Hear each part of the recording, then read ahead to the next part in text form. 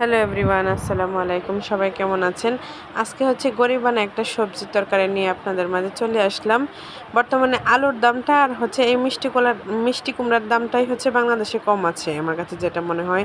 তো যাই হোক, রেসিপিটা হচ্ছে আপনাদের মাঝে শেয়ার করব। তো আশা করছি আপনাদের ভালো লাগবে। তো এই দিক দিয়ে হচ্ছে এই যে পরিমাণ মতো তেল দিয়ে দিয়েছি এবং হচ্ছে পেঁয়াজ কুচিটা অ্যাড করে নিয়েছি। আর এদিক দিয়ে হচ্ছে পটলগুলা একদম ভেজে নিচ্ছি। তো পটল ভাজা আর এইগুলো হচ্ছে আজকে এগুলোই হচ্ছে আমাদের খাবার, দুপুরের মেনু। তো যাই হোক, আশা করছি অনেক কাজে আসবে আমার ব্যাচেলার ভাইরা যারা আছেন আর যারা হচ্ছে আমার প্রবাসী ভাইরা আছেন তাদের কাজে লাগবে।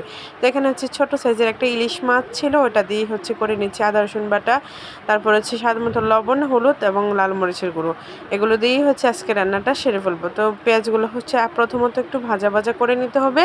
আর যারা নতুন আমার প্রবাসী ভাইরা আছে তাদের জন্য কাজে লাগবে, আর পুরাতন যারা তারা সুন্দরভাবেই হচ্ছে রান্না করতে পারে।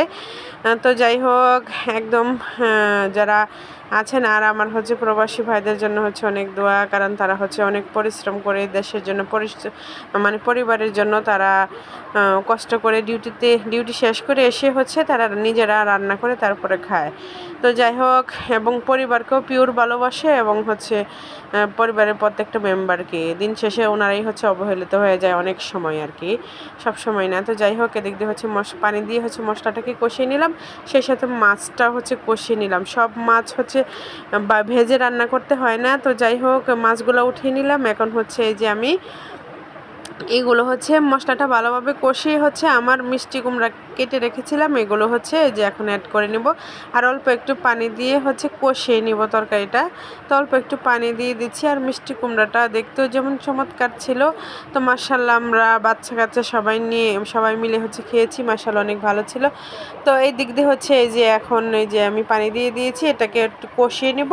তো 10 মিনিটের মতো হচ্ছে একটু অপেক্ষা করে ঢাকনা দিয়ে ডেকে কষিয়ে নিচ্ছি তরকারিটা। তো কষিয়ে নেওয়ার পর হচ্ছে আবার দ্বিতীয়বার হচ্ছে এই যে এখন মাছগুলো উপর দিয়ে দিয়েছি, তারপর হচ্ছে ঝোলের জন্য আবার একটু পানি অ্যাড করে নিচ্ছি। লাস্ট হচ্ছে জিরে গুঁড়ো দিয়ে হচ্ছে মাছটা নামিয়ে দেব, নামিয়ে মানে তরকারিটা নামিয়ে নেব। তো হয়ে যাবে। তো ভিডিওটা দেখতে যতটা সহজ তাড়াতাড়ি হয়ে যাচ্ছে, কিন্তু রান্নাটা হতে কিন্তু সময় লেগেছে। যারা আমরা রান্না করি তারা জানি। তার রান্নার টেকনিকটা হচ্ছে আপনারা সবসময় হচ্ছে মশলা কষিয়ে নেবেন আর হচ্ছে লাস্টে হচ্ছে ঢাকনা দিয়ে ডেকে রাখবেন। এটাই হচ্ছে তরকারির রান্নার মূল টেকনিক। এই যে লাস্টে হচ্ছে আমি একটু জিরে গুঁড়ো দিয়ে দিচ্ছি। আজকের ভিডিওটা আপনাদের মাঝে কেমন লেগেছে কমেন্টে জানাবেন। ভালো লাগলে আমার পেজের পাশে থাকবেন এবং হচ্ছে লাইক কমেন্ট শেয়ার করবেন। এই যে দেখতে দেখতে হচ্ছে আমার তরকারির রান্নাটা হয়ে গেছে। তো সবাই ভালো থাকবেন, আজকের মতো এখানেই। সবাই আমাদের জন্য অনেক দোয়া করবেন। তো আসসালামু আলাইকুম এভরিওয়ান, সবাই ভালো থাকবেন। এই যে দেখতে দেখতে হচ্ছে আমার মজাদার সুস্বাদু রান্নাটি হয়ে গেছে। আজকের মতো এখানে, আল্লাহ হাফেজ।